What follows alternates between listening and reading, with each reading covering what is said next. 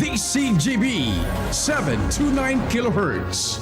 Enod sa Bareta, Enod sa Gabos. Ang DCGB miyembro kan KBP kapisanan ng mga broadcaster ng Pilipinas ang oras niya to mga tugang alas 12:05. Ipinipresentar kan Radyo DCGB ang kabilugan kan mga baretang kinalap kan pinagsarong puwersa kan News Center asin Mega Force Patrol. DCGB Bareta alas 12. DCGB Bareta alas 12. Mga pinakahuling pangyayari sa Kabikolan, sa nasyon asin ibang parte kan kinaban. Ibabareta na ngunyan. DCGB Bareta alas 12. Ngunyan ang sa indong tagapagbareta. Diyos marinaod to sa Indogabos mga tugang ngayon na aldaw nin Sabado, Agosto 2, 2025. Ini ang Bareta alas 12. Kami po sa indong mga tagapagbareta. Ako po si Nicole Ann Gloriani. Ako man po si Bert Nunez. Headlines, kandarakulang mga bareta sa lado lokal. DSWD Bicol nagtaonin asistensya para sa pamilya kan biktima nin road accident sa Barangay Bigaa kan nakaaging aldaw. Mayon Natural Park mapuunang magsingil nin fee para sa tiket puon Setyembre 1. Ligao City Councilor Patricia Pati Gonzales Alsua gana sa posisyon bilang bagong PCL President kan Albay sa botong 94. LGU Daraga preparado na para sa selebrasyon kan kapiestahan sa Setyembre. Sa lado nasyonal dole, pigbabantayan ang epekto kan 19% US tariff sa mga Pilipinong obrero. Rehabilitasyon kan Marawi pipahidali na kan Office of the President. 100 million voucher fund anomaly sa senior high school program, pig-iimbis tigaran paman giraray kan DepEd. 5 bilyones pesos na pondo hinagad kan DPWH para sa mahiwasan na dredging sa 2026.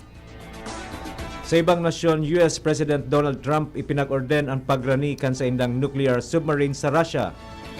Sa lado kan Karawato Sports, Philippine Sports Commission tinawanin pagmidbid si billiard champion Carlo Biado. Mga tugang iyan po ang headlines ngunyan sa mga detalyes kan mga bareta. Ang baretang ini hatod sa Indukan. Artisan Joint Supplement. Bumabagal ang galaw dahil sa joint pain at arthritis. Mag-Artisan. Tulos na nagpaabot in asistensya ang Department of Social Welfare and Development o DSWD Bicol sa pamilya kan biktima kan road accident na nangyari kan Hulyo 29, ngunyan na taon sa Barangay Bigaa, Legazpi City. Pigmobilisar kan DSWD Bicol and Social Welfare and Development Albay asin Crisis Intervention Section, tangani magtaonin pinansyal asin emosyonal na suporta sa pamilya. Ginibo kan mga personahes kan ahensya ang psychosocial interventions na may kamauotan na matabangan ang mga ini, partikular na ang duwang aki kan biktima. Apera ka ini sa paagi kan assistance to individuals in crisis situation. Tinauman kan DSWD Bicol ang 10,000 pesos na kantidad nin pinansyal na asistensya sa pamilya. Mantang nasa pagproseso naman kan funeral assistance ang ahensya para matabangan na mabawasan ang burial expenses kan pamilya. Ang baretang ini hatod sa Indukan. Plemex for Kids. Mommies, agapan agad ang ubo at plemang nakabara.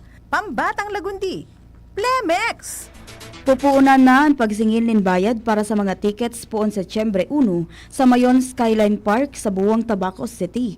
Katako din kan ipinaluwas na abiso kan DENR Penro Albay Protected Area Management Office, Mount Mayon Natural Park, kung saan pigsasabi na basado ini sa Resolution No. 4 Series of 2021 na may titulong A Resolution Allowing the Collection of Fees inside the Mount Mayon Natural Park as Payment for the Use of Facilities and Resources. Basado sa abiso, masingil nin entrance fee ticket sa kantidad na 100 pesos para sa foreigner, 15 pesos para sa locals, asin 10 pesos naman para sa mga estudyante.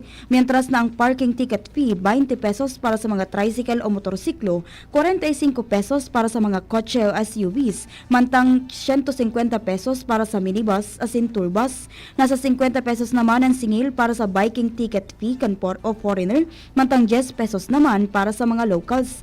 Mientras na ang mga commercial documentation asin photography ticket fee may singil na kantidad nin 5,000 pesos. Pasabot man kan ahensya na ang mga pig-collector na mga fees ang pig-remit sa Integrated Protected Area Fund na masuporta sa proteksyon, maintenance asin sustainable management kan Mount Mayon Natural Park.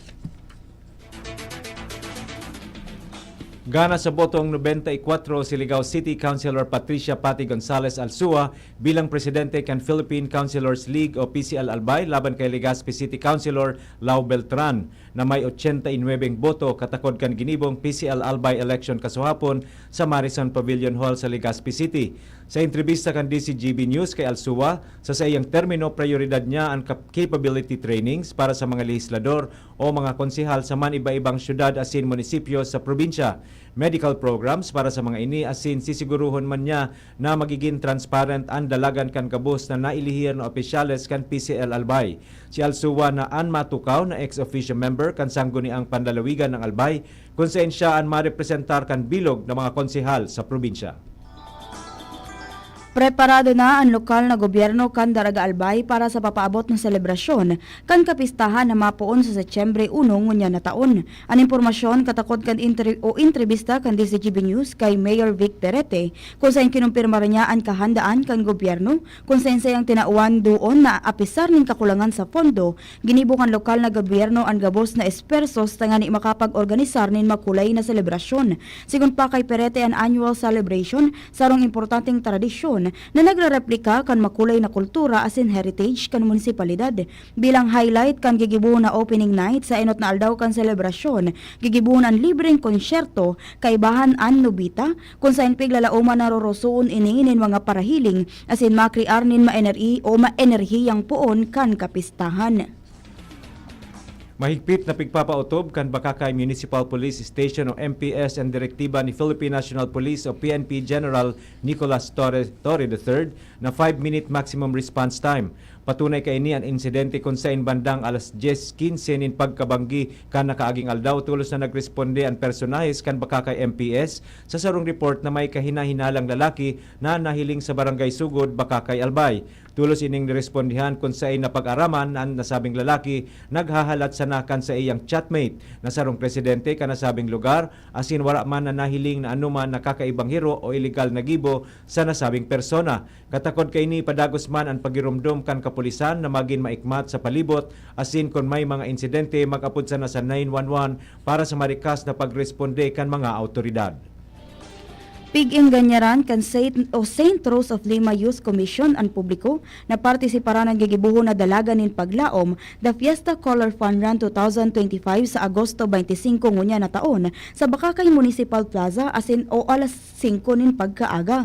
Sigon sa Parish Commission ang aktibidad sarong fundraising activity na may kamauota na masuportaran ang formation programs asin mga masunod na aktibidades kan kahubinesan kan simbahan. Sigon pa sa organisasyon bukas ini sa gabos na edad kung saan pwedeng magparehistro asin magbakal nin fun run shirts sa parish office. Bukas ini pon Lunes sagkod Domingo kung saan pwede man na magrani sa registration booth sa simbahan na nakakaag kasabay kan regular na schedule kan misa kada Domingo. Sa lado nasyonal, pigbabantayan na kan Department of Labor and Employment ang posibleng epekto kan pigpataw na 19% tariff kan Estados Unidos sa mga produktong hali sa Pilipinas. Sigun kay Labor Secretary Bienvenido Laguesma na pwedeng maapektaran ang mga obrero sa manufacturing sector. Bilang kasimbagan, pigahanda na kan ahensya na Adjustment Measures Program para suportahan ang mga saradit na negosyo asin mapagian ang epekto kan taripa. Dagdag pa kan sekretary ang halangkaw na buwis ang nagpapagabat sa kakayahan kan mga produktong Pilipino na makipagsabayan sa pangkinaban na merkado. Magigirumdoman na inanunsyo ni US President Donald Trump ang pagpapautob ni 19% tariff na medyo hababa kumpara sa enot ng pahayag na 20% para sa mga produkto hali sa Pilipinas. Padagos na pigtututukan kan Office of the President ang rehabilitasyon kan Marawi City tanganing maparikas ang pagbangon kan syudad gikan sa danyos na dara kan Marawi Siege kan 2017. Sa post-Sana Forum, sinabi ni Presidential Advisor for Marawi Rehabilitation Secretary Nasser Pangandaman Sr. na ang mga dating proyekto na nasa irarong kan Interagency Task Force iyon ibinalyo na sa direktang pamamahala kan opisina kan Presidente. Dahil ang digdi sinabi ni Pangandaman na mas napakaray ang koordinasyon kan mga ahensya asin mas marikas na naaaksyonan ang mga problema. Kaibahan sa mga pangaynot na tinutukan ngunyan iyon mga napindyenteng proyekto arog kan pagpakaray kan supply nin tubig asin kuryente, pagpatindog nin mga bagong eskwelahan asin paharong para sa mga nawaran nin istaran. Sinabi niyang nagtatabang man ang Armed Forces of the Philippines asin Philippine National Police sa implementasyon kan mga proyekto. Mga tugang iyan po ang kabilugan kan sa tuyang baretang alas 12 ngayon na Sabado, Agosto 2, 2025 kay ba ang sa tuyang news writer and director Sir Mar de la Cruz asin si Miss Nicole Gloriani, sa lado technical Sir Nems Flora asin Sir Nico Martinez. Ako po si Bert Nunez. Ako po si Nicole Ann Gloriani asin marhay na hapon SK Baclayon asin mga mahigos na SK Chairpersons Kambakakay. Diyos maray na hapon po sa Indo, Gabos. Sa indong nadango